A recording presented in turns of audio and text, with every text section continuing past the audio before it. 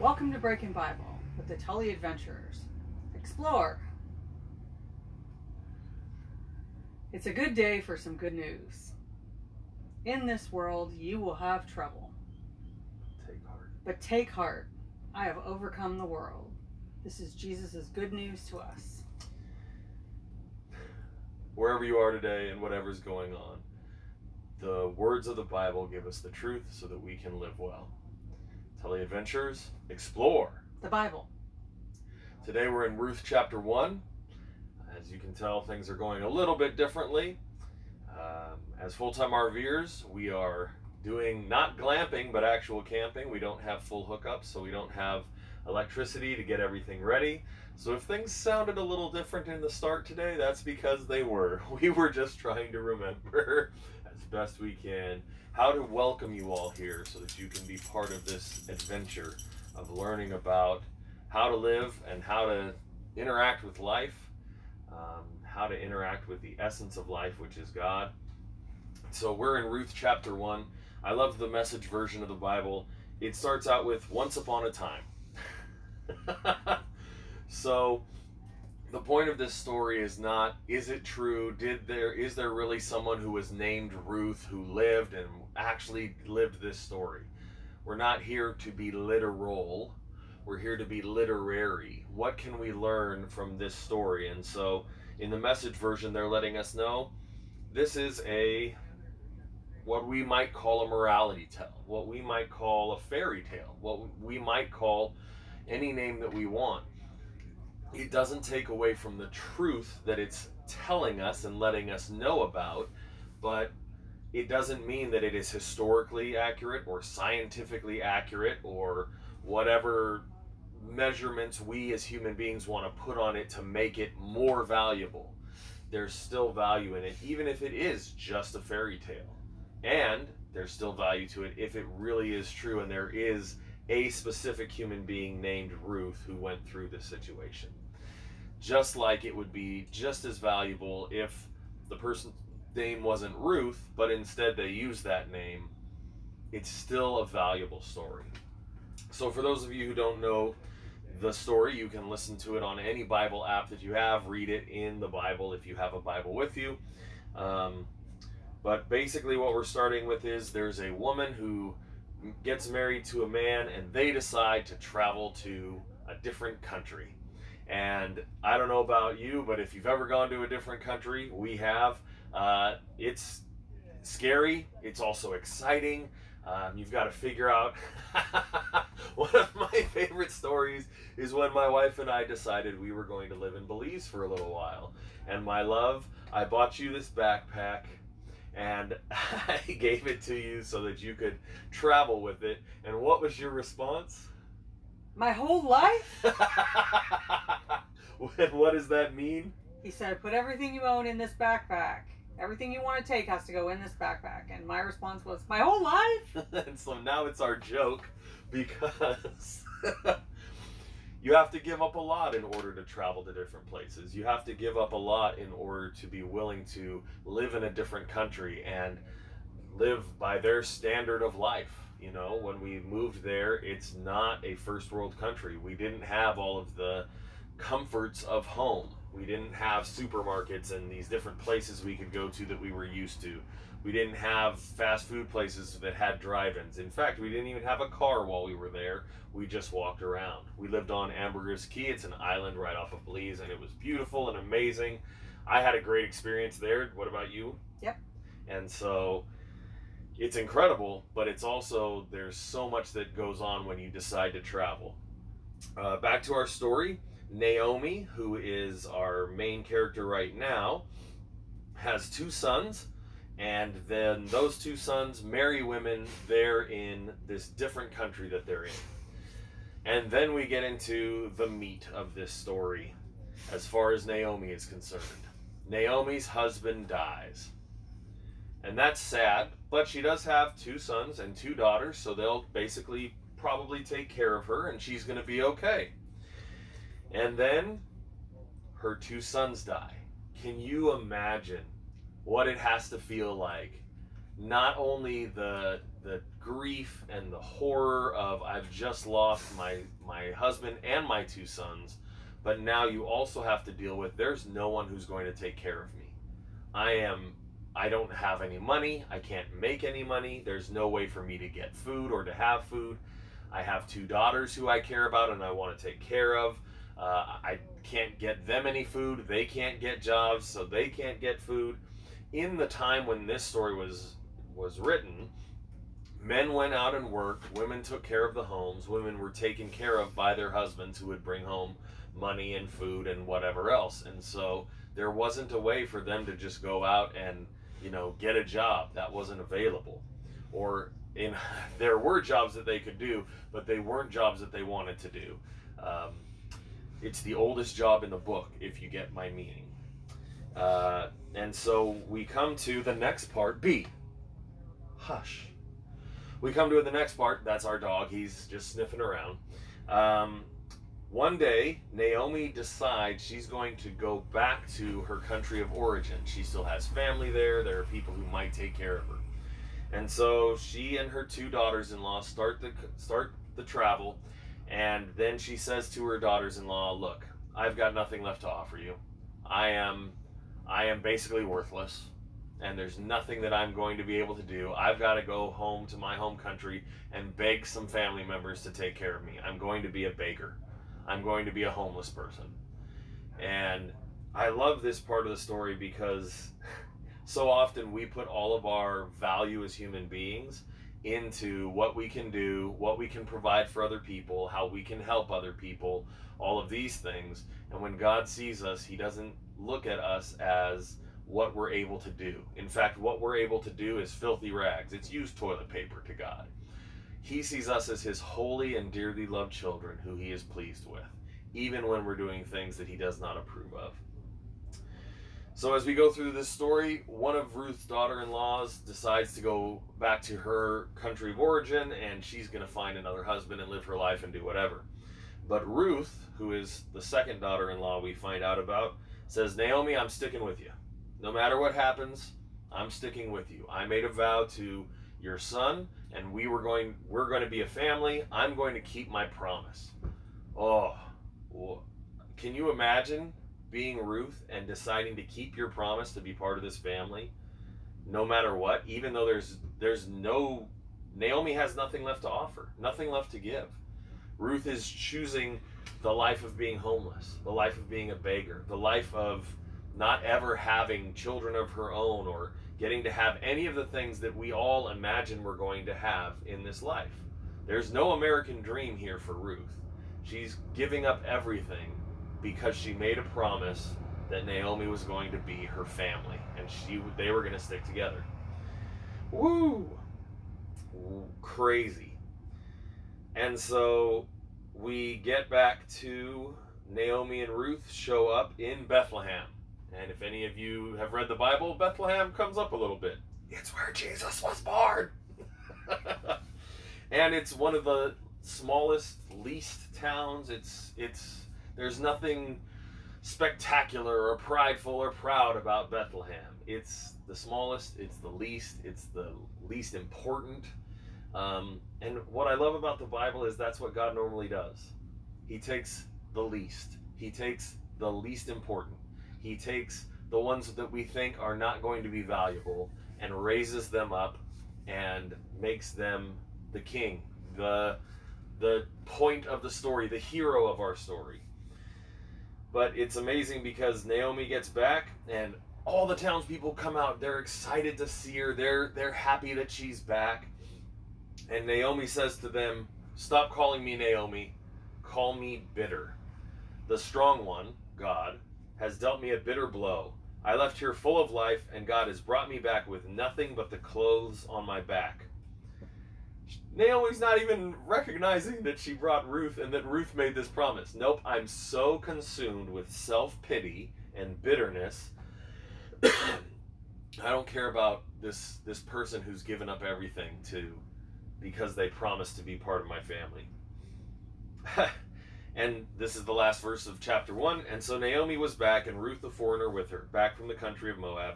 They arrived in Bethlehem at the beginning of the barley harvest. And of course, what is the author doing? They're laying in the hook for the next chapter. They're there at the beginning of the barley harvest. Ooh, what does that mean? What's going to happen? So there's Ruth chapter 1 in a nutshell, and you can read it yourself. And once again, it's one of those things where you have to read it and take time to put yourself in the shoes of each one of the different characters. And think about a time, because we've all been there, when maybe a similar thing has happened to you and you've interacted in the same way. So now that we've gotten through a very quick overview of this chapter, Jennifer, my love, what is the Holy Spirit speaking to you? I got caught. Holy Spirit was speaking to me about, don't call me Naomi, call me bitter. Yeah. So there's all these people that are so happy to see Naomi. They're celebrating her. Mm-hmm. They don't care that she's homeless. They don't care that she didn't come with a husband. They don't care about any of that. They're just happy to see her. Mm-hmm. But she's been in self-pity for so long now that she just can't accept it. Ooh, okay. So I'm thinking about a time for myself when I was working for the company I work for now. Mm-hmm. It was near the beginning. And I remember the first year, somebody that I worked with had gotten this award for Best Educator of the Year. And he was phenomenal. I mean, he was really good at what he did. I agree. But I remember, years later, people would say, but wait, how many classes did you do? And I had done twice as many, 3 times as many as this person had done. And didn't realize that I was sinking into bitterness. Ooh, uh-huh. And I stayed there. I was happy to work for the company. I was happy to give the classes, but when it came to talking about it, I would, kind of grit my teeth and think, I guess I have to work harder. Like, I don't. And then a few years had gone by, and I got that award for Educator of the Year. And the owner of our distributor called me up at this, big event and gave me the award, and I remember smiling. Mm-hmm. But I had been bitter for so long, I didn't know what to do. Ooh. I said thank you, but I didn't know what to do. Mm-hmm. I didn't know how to celebrate at that point. Oh. And I remember he looked at me and very quietly said, well, are you happy you got this award? And I remember looking at him, I'm like, I'm thrilled I got it. And I was, but I just didn't know what to do. So it seems to me that the longer that you stay in bitterness, whether you're aware of it or not, the harder it is to accept praise, accept people celebrating you. And I think really it's the longer you go without celebrating yourself, the harder it is to let other people celebrate you. That's a tough one. I agree, and it's definitely also the longer that you go without worshiping God, the harder it is to accept celebration and praise for yourself. Because what people are doing when they celebrate you is they're actually celebrating what God has done through you. And so when we're disconnected from admitting to God that He's making something good out of our mess, because even when we're pursuing something good, you were pursuing something good. You were teaching other hairstylists how to be better hairstylists, how to do their business better, how to grow their business. You were doing something that was valuable and good. And my guess would be, if you had been worshiping God during that time, recognizing that God was the one giving you the energy to do it, that it wouldn't matter who got the award from people, because you would know that God was the one who was celebrating you all the time. Yes, my love, go ahead. The way I know that I wasn't putting God first is that that thought I had to myself, well, I guess I have to work harder. Yeah. Not God's going to provide for you. Not God's going to give you. You have to, in your own strength, make more happen. Oh, that's a terrible place to be. And it's heartbreaking. It brings me to what we actually see in these verses. Naomi says, don't call me Naomi, call me bitter. The strong one has dealt me a bitter blow. I left here full of life, and God has brought me back with nothing but the clothes on my back. Really listen to what she's saying. I left here full of life. If it was up to me, I would have all these good things. But God is the one who has leveled me and taken away all the things that I care about. Oh. What's heartbreaking is it parallels Adam and Eve in the garden. And when Adam and Eve originally sinned in the garden, the response, the excuse they gave, God asked Adam, why did you sin? And he says, well, this woman that you gave me, it's the woman's fault, not my fault, and it's your fault, God, for giving me. You're the one to blame for me doing something bad. And that's human nature, and we see it over and over again. And here we have the same thing. What's heartbreaking, really, really heartbreaking about these verses, I left here full of life, and God has brought me back with nothing but the clothes on my back. Naomi was in pursuit of good things. A family, children, grandchildren, enough clothing and food to feed all of this family, taking care of all these things. These are all good things. But you can hear in her bitterness that what she's interested in is not God and her relationship with God and being in right relationship with God. She's interested in having these things that are good, but that are not the most important thing. And so she's gotten herself lost, and she's showing her hand. And that's what we, as Christians, it's what we learn, is that people are not telling us the truth, and they're not telling us maybe even what we want to hear. What they're telling us is what they believe and their perspective and what's going on in their personal life. And so what's really fascinating is when you get to talk to someone who's really in pursuit of God, the things they talk about and the way they talk, it feels like you're talking to someone who's interested in you and interested in God and pretty intelligent and caring, but it's not just about them, or it's not just about them getting something they want from you. You know, there are plenty of people you talk to and they want to hear your story so they can hear it and then gossip about you. So they're just using it. But when you really talk to someone who is just worshiping God and in love with God and in pursuit of God, it just feels so comforting and comfortable. Have you ever found that in your life, my love? Yes. In the midst of that bitter time in my life,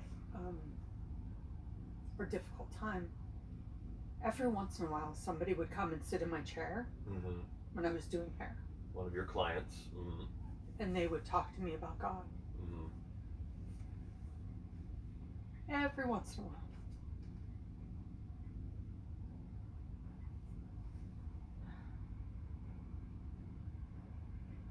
There's a lot of emotion going on right now. Can you tell me about it? What's happening right now?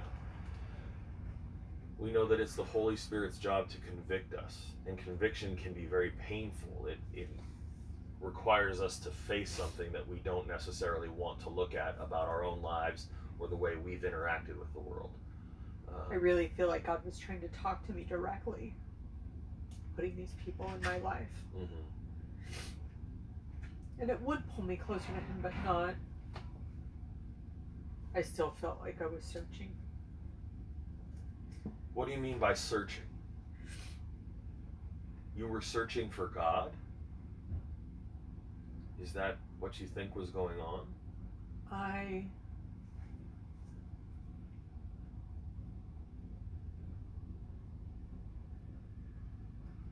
It was very comforting when they'd be there, but it was upsetting at the same time.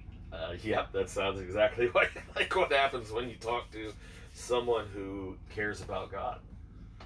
I wasn't irritated with them, but seems like it would flip my life upside down for a bit afterwards. Because, what do you mean by flipped upside down? What does that mean? You were focused on what? Everything but God. So you were focused on what? You weren't focused on everything but God, because you didn't actually care about these other people who were teaching at Redken, and you didn't care about, that wasn't what you were focused on. Someone got an award and you didn't. So you were focused on what? I guess me. Yeah. Say that out loud. I was focused on me. You were focused on you. And these Christians, or these people who would come in and talk about God, would require you to focus on what? On God. Right. And that flips your world upside down. Mm-hmm. And here's the problem we have. We call it my world. It's my world. No. It's God's world. And we're living in it. But we get so caught up, focused on our world, that we don't see what God is doing. It's going to be fascinating. I've read Ruth many times. Have you ever read Ruth? Do you know this story at all? No. Okay. This is going to be great. So Jennifer's never heard this story. So it's going to be interesting to see what happens as the story continues. Once again, Ruth has decided she's going to hold her promise to this family. Naomi is bitter and blaming God. Naomi's saying, I should have gotten the award. I should have kids and grandkids and food on the table that I get to prepare for all of them. I should be able to get to make food for my grandkids right now. Instead, I'm a beggar woman who has nothing. It's just like last week, we were so caught up, Jennifer and I, our refrigerator wasn't working in our RV. We're full-time RVers, and all we could think about was, we have to fix this problem, and why isn't this working, and it should be working, and we were getting so caught up in, I got to the point where I was looking at every single thing that was wrong with our trailer and just saying, it's time to get something different. We can't afford it, but who cares? I'm so sick and tired of being in this trailer. And then finally we looked up, we flipped our world upside down and put God in charge instead of us in charge. And then solutions happened, things worked out. We started being able to recognize, you know what? This trailer, we've lived in it for 3 years. It's taken us across the entire country. We're still getting to live in it. It's actually doing a great job. There's some things that we love about this trailer. There's some things that are really great about it. Oh man, maybe God has actually given us a bunch of great gifts, and if we'd stop complaining, we would recognize that He's trying to do something to change our hearts. And really He was. He was trying to change us from the people who are going to fix it, the people who are going to get what we want, the people who are going to get to have all the comfort we want when we want it, to people who trusted Him and allowed His grace to decide how our lives were going to go. But we were holding so tight till we have to fix it that we weren't able to receive any of that grace until we basically had the we're going to fix it ripped away from us and ripped out of our hands.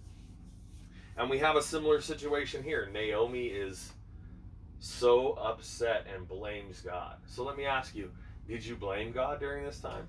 No, I blamed myself. Interesting. And so actually, that's one of the biggest problems we have. Once again, we put ourselves in the place of God. And I've done this plenty of times in my life. Even just what I talked about with the RV thing. I'm deciding that I'm God. I'm the one who's going to fix it. I'm the one who's going to provide everything that is needed. It's all about me.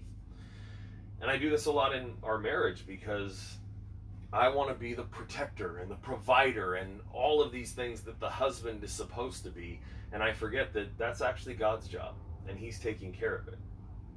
My job is to lead us towards God. My job as the husband is to lead us into, we need to pray about this instead of trying to fix it. We need to let go of the idea that we're going to fix it and see what God is going to do. Wait and see what God is going to do. Stand and see the deliverance of God, how He's going to take us through this situation so that we can trust Him more. So I was being a terrible husband because that's not what I was doing. I was so caught up in, oh, we've got to fix this. So you were telling us that these people would come into your chair and there was a comfort that would come from listening to them, and that's the comfort of what? What created that comfort? What helped you feel better? I still knew somewhere inside that I needed God. Okay. And what would happen when you accepted God, when you allowed God to be God instead of you trying to take care of everything? What was the comfort there? I don't know. It was just this peace that everything was going to be okay. Right. So there was somewhere in the back of your mind that God was the one who was in control and going to take care of things. But then what was so aggravating about that? I had to wait. You had to wait for what? I had to wait for God to do whatever God was going to do, and I had to trust that it was going to happen. But why did that? I get it, and that's all correct. But why was that frustrating? Why would that piss you off or irritate you? It would just upset me because I wanted it to be within my control. Yes, that's exactly right, my love. That's the problem we all have, and that's what sin is. We want life to be in our control. We want to be in control of the things that we don't have any control over, instead of actually taking responsibility for the things that we do have control over. Tell me, is there anything else that stands out to you right in this moment? What more is going on with this situation for you right now? I thought I was supposed to be taking care of all these things. Something in me had been told or had been modeled or something that I was supposed to be in control of all these things. Things should be a certain way, and they weren't. I think one of the hardest lessons that we learn in this life is that there is an enemy who is telling lies to us, and they're always so close to the truth, because there are things that we are responsible for. There are things that we do need to take care of, and when we take care of them in a way that honors God, life gets better. Not easier, but better. And our peace and strength comes to us because we're letting God be our peace and our strength instead of what we're capable of doing. So to me, what it sounds like, because in my life this is how it's gone, the frustration is I don't get to be the hero. I don't get to be the one who saves. I don't get to be the one who makes the judgment call and makes the decision and decides when this is going to work and how it's going to work.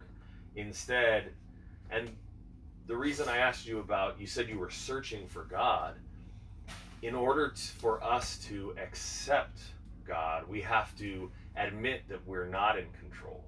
And that to me is the irritating thing. And it's the struggle that we have and the problem we have, because if we admit we're not in control, it feels very uncomfortable. It feels like, what's sad to me is, and for those of you watching on YouTube or Twitch, you can see that I've got quite a belly growing right here.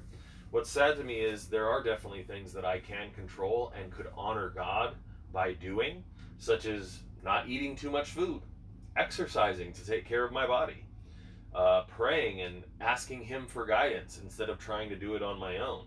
And the reason I have this big old belly is because I don't do those things. I'm not consistently on the straight and narrow path that puts me in submission to God. I am, more often than not, trying to do it on my own. And so, does that mean that every person who's overweight or has an STD or whatever is misusing their money or anything like that is not in alignment with who God is? Well, I'll let you explore that question and think about it. Because what I know is, if I was living up to what the Bible told me to do and honoring God and not making excuses, which some of the excuses I really want to be valid. My parents taught me this. My parents didn't teach me that. Society makes me do this. Society makes me do that. The devil made me do this. The devil made me do that. When it really comes down to it is, when I want comfort, I don't ask God to be my comfort. I eat food. I'm not hungry. I don't need to eat, but I eat the food. When I want people to not hurt, people I care about to not hurt, I go in and try to give them advice and save them and keep them from feeling the pain that is the natural consequence of the decisions that they've made. And I hurt myself, I take some of the hurt they're supposed to get, and it hurts me, and then it hurts me more because they're not changing. Well, the only thing that's going to change them is for them to go through the pain that is the natural consequence of their decision. And there's other times when I don't know the whole story. Right now, we're in Ruth chapter 1. When we get to the end of the book of Ruth and know what the whole story is, man, it's so easy to believe and trust that God is going to do something good when you get to the part where God has made things work out for good. But right now, we're in Ruth chapter 1 where everything looks terrible. And I want to go in and save Naomi and change her heart so that she worships God instead of worshiping her getting to have the family she wants to have the way she wants to have it. I want Naomi's other daughter-in-law to stick with her because there's good stuff coming. But she didn't. She's going to miss out on the rest of the story. I want Ruth to not have to hurt and not have to feel like Naomi doesn't even appreciate her or the sacrifice she's made to stick with her promise. But that's not where the story's at right now. And if I were able to go in and change the story right now, we wouldn't get the ending that we're going to get to. If I was able to change my own heart and just trust God all the time, then I would still have to go through some painful things. Ruth and Naomi are going to go through some painful things in this story. They already have. And God has allowed it to happen. And why would God let that happen? Because when we get to the end of the story and find out what God does, we're going to have our own hearts and lives changed.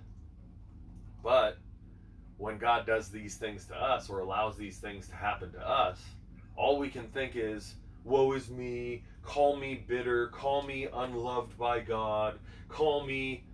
Oh, it's heartbreaking. I think how many times I've made that joke. Bitter party of one, bitter party of one. What does that mean? Or why have you done that? It's either I'm making a joke about me being bitter, and I'm trying to lighten the mood, or I'm making a joke about watching somebody be bitter and wishing they weren't and trying to lighten the mood. And what does lighten the mood mean? It means not focus on the fact that they're bitter. Pretend like they're not. It means not feeling it means not feeling uncomfortable. And I think the saddest part, and once again, when we feel uncomfortable, our emotion of being uncomfortable is telling us to do something. What is it telling us to do? Jen, what does being uncomfortable tell us to do? What is it giving us the energy to do? Well, the obvious answer is go to God at that point. Exactly. Simple but difficult. Because we don't. Like I said, I go to food. Where do you go when you want comfort? I go to food, I go to control, I go to work, I go to... Where did you go in the story you were just telling? I went to work. No. Bitter party of one. Bitter party of one. What is that? Humor. It's a joke. I'm going to make a joke because I'm uncomfortable. And I love comedians and hearing comedy shows because it's nice to know that other people are uncomfortable too. But that's all they're telling us. Comedians are just saying, I'm uncomfortable with this part of what God is allowing to happen, and so I'm going to make a joke about it, instead of considering that my discomfort is giving me the energy to ask God for help. Are you uncomfortable right now, my love? Yes. Okay, so what do we need to do? Pray. All right, well then let's do that. God, I'm uncomfortable. Atta girl. Sad that so much time went by when you were trying to talk to me and I wasn't listening. And I really wanted to fix everything myself. And the real thing that I needed to do was go to you and let go of my control.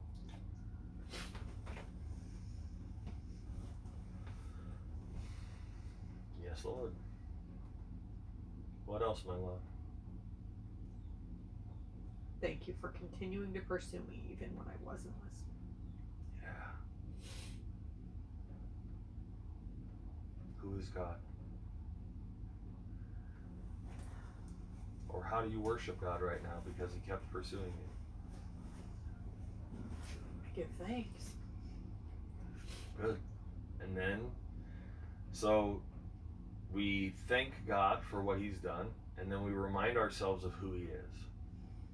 You are good. You are our protector. You are the one who pursues us no matter how far we run away.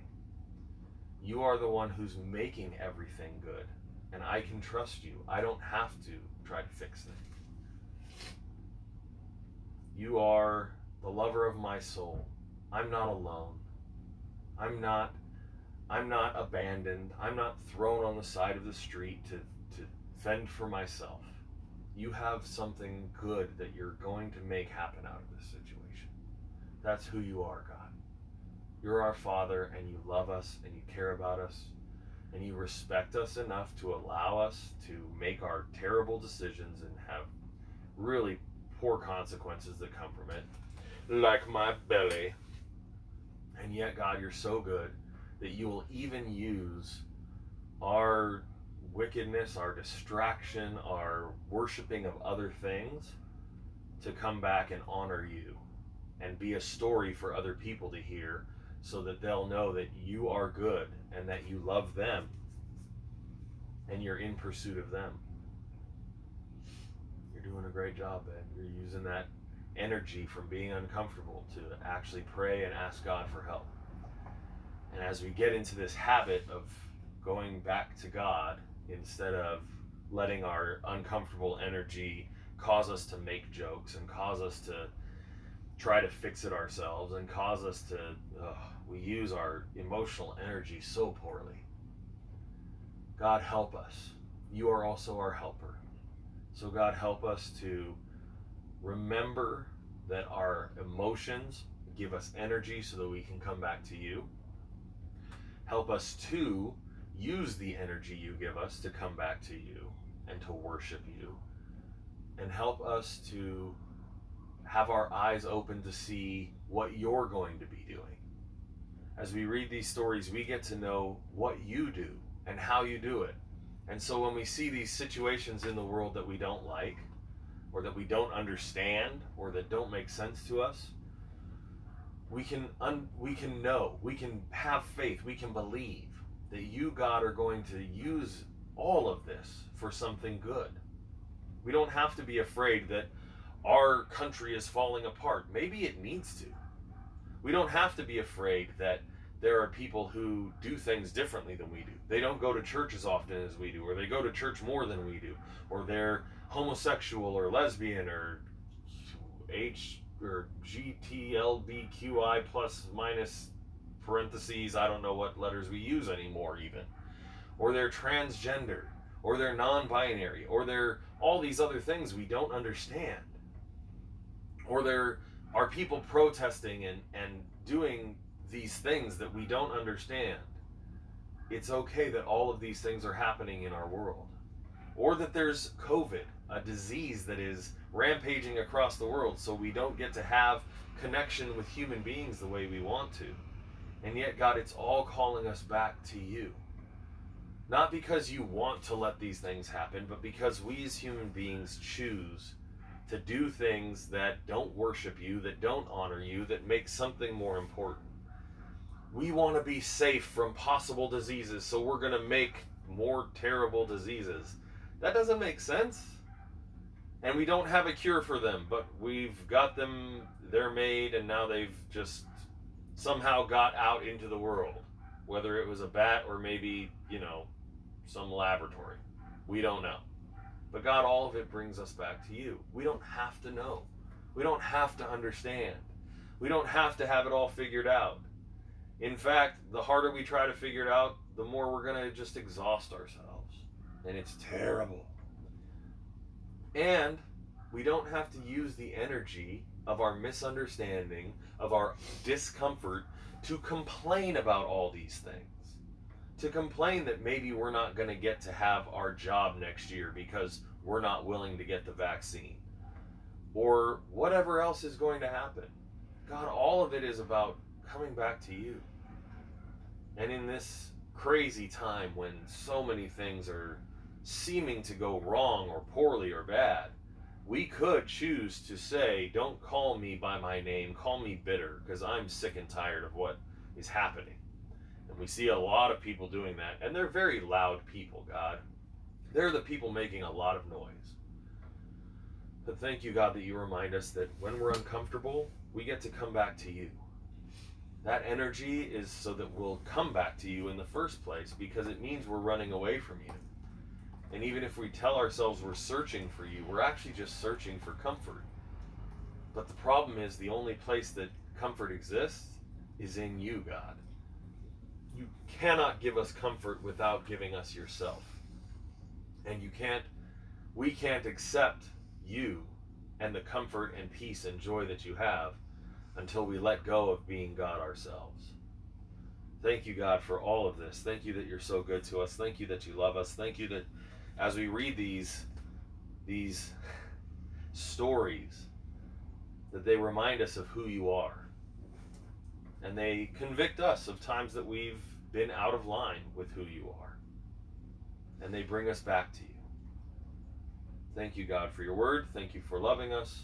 Thank you for all of your blessings. And that is our time for today. And we're grateful to have you here. Like and subscribe on Twitch. Follow us on YouTube and wherever you get your podcasts from. Thank you so much for being here with us. Much love, Tell the Adventurers. Explode.